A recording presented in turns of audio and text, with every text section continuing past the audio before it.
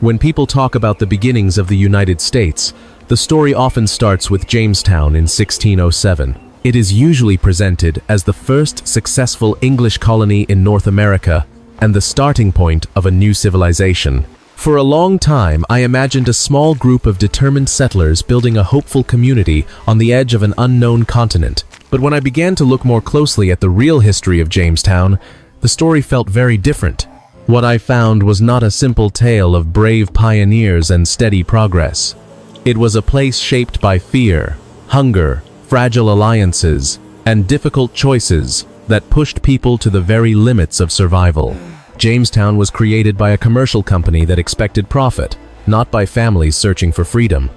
The men who arrived in Virginia stepped into a landscape already home to powerful indigenous societies. They built their settlement in an unhealthy environment and soon discovered that survival would be far harder than anyone in London had imagined. Disease spread quickly, food was scarce, and the colony's fate often depended on its uneasy relationship with the Powhatan people. Looking back at Jamestown today, I do not see a neat origin story. I see a human experiment filled with uncertainty and consequences that would shape centuries of history. To understand what really happened in 1607, we have to step past the familiar myths and look directly at the difficult reality of the colony itself. When many people hear the name Jamestown, the image that often comes to mind is the beginning of a heroic national story. It is frequently described as the moment when English civilization first took root in North America. School books and popular stories have long presented Jamestown as a determined group of settlers, bravely carving a new society out of the wilderness. For years, I imagined it that way as well. It seemed like the starting point of a long journey that would eventually lead to the creation of the United States. But when we slow down and look more carefully at the historical record, the reality becomes much more complicated. Jamestown was not founded by families searching for religious freedom. It was created by investors.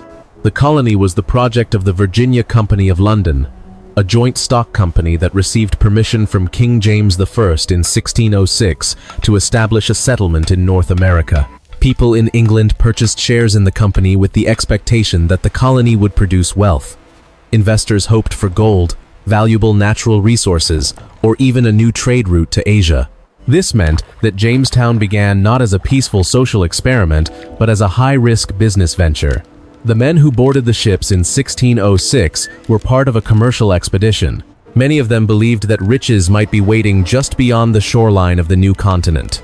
Some were soldiers, some were craftsmen, and some were gentlemen who had little experience with physical labor. All of them were stepping into an uncertain enterprise shaped by ambition and financial pressure. When the settlers finally arrived in Virginia in May 1607, they carried the expectations of investors thousands of miles away in London. The colony was supposed to generate profit quickly. That pressure shaped many of the early decisions made in Jamestown. Time that might have been spent building farms or learning how to live in the unfamiliar environment was sometimes spent searching for precious metals or exploring the surrounding rivers for signs of wealth. For me, this changes the way I see Jamestown. Instead of a simple story about courageous pioneers, it begins to look like something far more fragile. It was a small outpost created by a commercial company that was gambling on the possibility of sudden riches. The men who stood on the banks of the James River were not just settlers trying to survive. They were participants in a risky economic experiment whose outcome no one could predict. And from the very beginning, that experiment was balanced on a very thin edge between hope and disaster.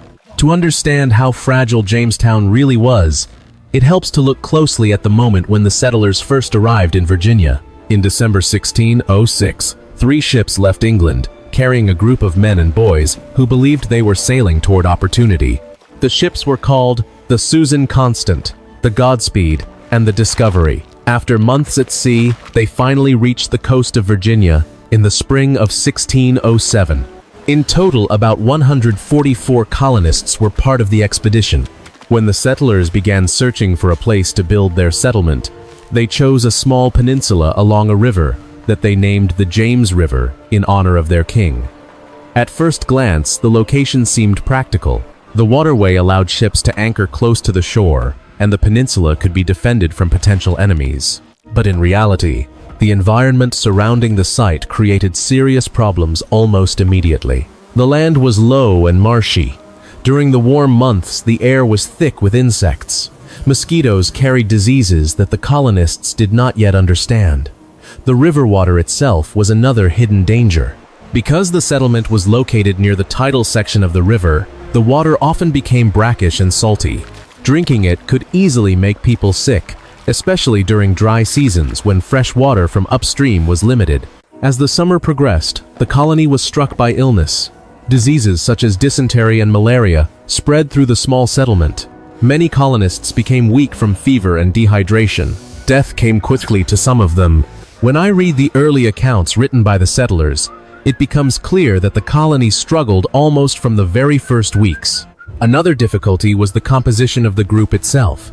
Some of the men who arrived in Jamestown were craftsmen or soldiers, but a noticeable number were gentlemen from England who were not accustomed to manual labor. They had joined the expedition hoping to discover wealth rather than to farm or build a new agricultural community. When survival required constant physical work, such as cutting timber, constructing defenses, and searching for food, the colony quickly found itself short of practical skills and reliable labor. All of these challenges collided at the same time. A difficult environment, unsafe drinking water, disease, and an unprepared workforce created a crisis almost immediately after the colony was founded. When I picture Jamestown during those early months, it no longer feels like the confident beginning of a new society. Instead, it feels like a fragile camp, struggling to survive in a landscape the settlers barely understood. As difficult as the early months in Jamestown were, the survival of the English settlers depended heavily on the people who already lived in the region.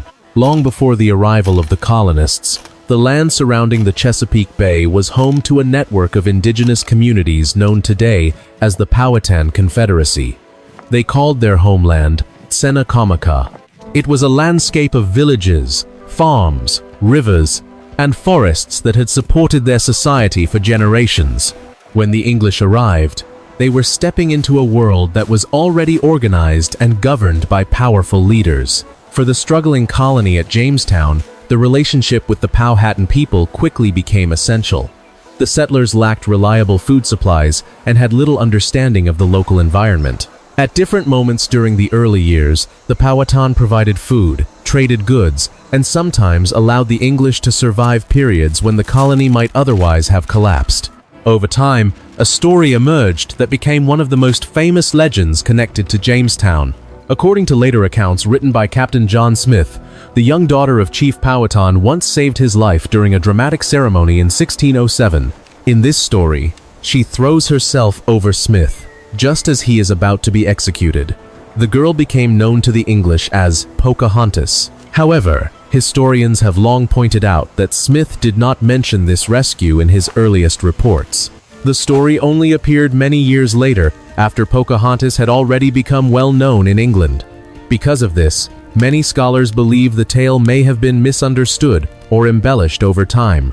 The real life of Pocahontas, whose birth name was Matoaka, followed a far more complicated path. In 1612, she was captured by the English during a period of tension between the colony and the Powhatan leadership. She was taken to Jamestown and held there as a hostage.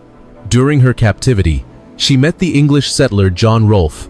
The two were eventually married in 1614. The marriage created a temporary period of peace between the colony and the Powhatan communities. A few years later, Matoaka traveled to England with her husband and young son. The Virginia Company presented her in London society as a symbol of the colony's success and its relationship with the indigenous people of Virginia. Yet the journey was short-lived. In 1617, while preparing to return to Virginia, Matoaka became ill and died at Gravesend in England at a very young age. When I look back at this story today, it feels very different from the simplified legend that many of us first heard. The relationship between the English settlers and the Powhatan people was complex and often tense. As the English population grew and demanded more land, indigenous communities faced increasing pressure and loss of territory. The story of Mataoaka reminds us that behind the famous names and familiar legends were real lives shaped by conflict, adaptation, and difficult choices. As the colony struggled through its early years, the fragile balance between survival and collapse eventually broke during the winter of 1609 to 1610. Historians remember this period as the starving time, and when I first read the surviving accounts from that winter, it is hard not to feel the sheer desperation that filled the small fort at Jamestown. By this point, the colony was already weakened. Disease had taken many lives and food supplies were dangerously low. Leadership had also become unstable. Captain John Smith had returned to England after being injured, and the ships expected to bring new supplies were delayed after a storm scattered part of the fleet in the Atlantic. At the same time, relations with the Powhatan leadership had deteriorated. Chief Powhatan ordered his warriors to restrict English movement around the fort, cutting the settlers off from hunting grounds and food sources beyond their wooden walls. Inside the fort, the situation slowly turned into a nightmare. The settlers had entered the winter with far too little food, and once they were trapped inside the defenses, there was almost no way to gather more. The colonists began consuming the animals that remained in the settlement. Horses were eaten first, followed by dogs and cats. When those were gone, the desperate search for anything edible continued. Contemporary accounts written by survivors describe people catching rats and other small animals. Leather from shoes and belts was boiled in an attempt to create something that could be swallowed. What makes this period especially disturbing is the evidence that the colony eventually crossed a final boundary. Several historical records written by leaders of the colony describe cases of survival cannibalism during the starving time. Archaeological discoveries in recent years have also supported these accounts. The people inside the fort had reached a level of desperation where the normal rules of society collapsed under the pressure of hunger. When spring finally arrived in 1610, the colony was nearly destroyed. Out of a population that had grown to around 300 men, women, and children, only about 60 survivors remained alive. Contemporary descriptions portray them as weak, sick, and exhausted. Some planned to abandon the settlement entirely and return to England. Looking back at this moment, I find it impossible to see Jamestown as a confident beginning. The starving time shows just how close the colony came to disappearing from history altogether. It was a winter that revealed the extreme vulnerability of the settlement and the harsh reality of trying to survive in an unfamiliar world. For a long time, the stories about cannibalism during the starving time sounded almost too shocking to believe. Early written accounts described acts of desperation inside the walls of Jamestown, but historians debated for generations whether those descriptions might have been exaggerated. Some people wondered if the reports reflected rumor, panic, or attempts to dramatize the suffering of the colony. For years, the question remained open. That uncertainty began to change in 2012, when archaeologists working at the historic site of Jamestown made a discovery that brought the past into very clear focus. The Jamestown Rediscovery Project had been carefully excavating areas of the original settlement where early colonists once lived and prepared food. In one of these excavation areas, inside what had once been a cellar used as part of a kitchen space, researchers uncovered human remains that immediately drew attention. The remains belonged to a young girl who was about 14 years old when she died. Researchers later gave her the name Jane because her true identity is still unknown. What made the discovery so powerful was not only the presence of human bones, but the marks that had been left on them. Careful examination by forensic anthropologists showed clear-cut marks and chop marks on the skull and bones. The pattern suggested that the body had been deliberately butchered after death. Scientists from institutions, including the Smithsonian, studied the remains in detail. The marks on the skull indicated that someone had attempted to break it open using tools such as a small axe or cleaver. Other marks suggested that flesh had been removed from the face and head. The evidence strongly supported what some of the early written accounts had described. During the starving time, at least some colonists had resorted to survival cannibalism in a desperate attempt to stay alive. For me, this discovery changes the emotional weight of the story.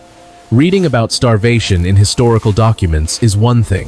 Seeing physical evidence left behind by the people who endured it is something else entirely. Jane's remains provide a direct connection to the terrible winter that nearly ended the colony. What the discovery ultimately reveals is how close Jamestown came to disappearing completely. The settlers were not simply struggling through a difficult season, they were standing at the edge of extinction. The archaeological evidence reminds us that the survival of the colony was far from certain, and that the history of Jamestown was shaped by moments of extreme human desperation. After the terrible years of hunger and uncertainty, the survival of Jamestown eventually depended on something very different from the hopes that had first brought the settlers across the Atlantic. The colony did not become successful because it discovered gold or a quick path to Asia. Instead, its future began to change because of a plant. Tobacco would transform the struggling settlement into a profitable colony and permanently reshape the history of the region. One of the settlers who played an important role in this transformation was John Rolfe. Around 1614, Rolfe began cultivating a sweeter strain of tobacco that grew well in the climate of Virginia. When this tobacco reached markets in England, it quickly became popular with European consumers. Demand increased rapidly, and Jamestown suddenly had something valuable to export. What had once been a fragile outpost fighting for survival slowly started to grow into an agricultural economy centered on tobacco cultivation. As tobacco fields expanded along the rivers of Virginia, the colony began to attract more settlers and more investment. Land became increasingly important because tobacco required large areas for cultivation. Plantations spread outward from Jamestown, and the landscape of the region began to change. Forests were cleared, and new settlements appeared along the waterways that connected Virginia to the Atlantic world. The year 1619 stands out as a turning point in this growing colony. In that year, the Virginia Company approved the creation of a representative assembly that would help govern the colony. This body became known as the House of Burgesses. It met at Jamestown and is often remembered as the first legislative assembly in English North America. For many historians, this moment represents an early step in the long development of representative government in what would later become the United States. Yet 1619 also carried another event that shaped the future in a very different way. Historical records describe the arrival of a ship carrying about 20 Africans who had been captured and transported across the Atlantic. They were brought to Virginia and exchanged for provisions. Their arrival marked the beginning of the presence of Africans in the English colony and foreshadowed the development of racial slavery that would grow over the following decades.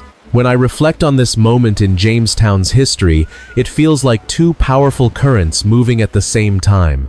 On one side, there was the emergence of representative government among the English settlers. On the other side, there was the beginning of a system that would eventually become one of the most painful chapters in American history. Both developments grew from the same small colony along the James River, and together they would shape the future of North America for centuries. For me, the story of Jamestown changes the way I see the beginning of American history.